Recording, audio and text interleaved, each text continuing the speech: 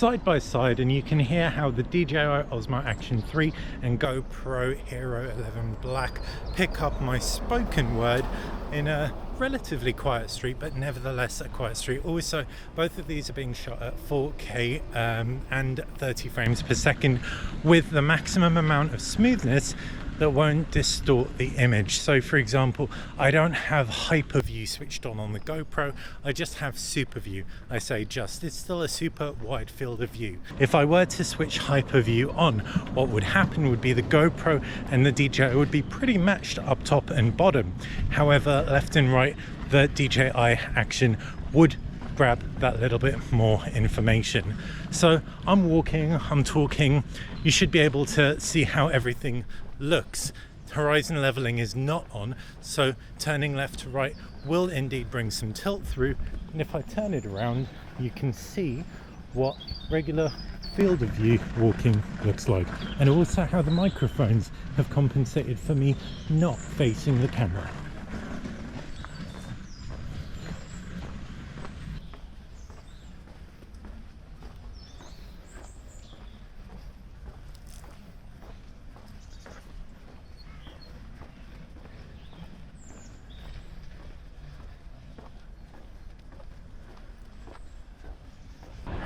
Now this is being shot across the GoPro and DJI cameras with the maximum resolution that supports horizon leveling, or horizon locking more to the point.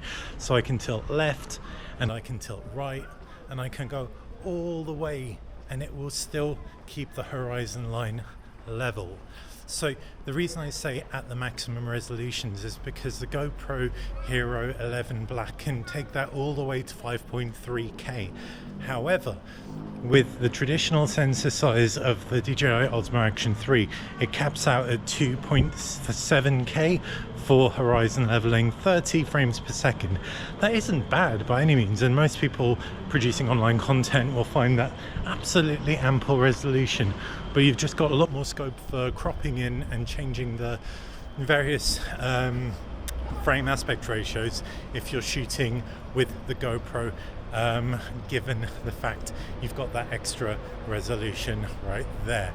So again, as with the 8x7 aspect ratio sensor, it'll still, even though you've still got that traditional 6x9 content, be better for things like Instagram and TikTok as well as YouTube. So with all that, you should also, because I've spoken so much, understand even better how the microphones stack up against one another.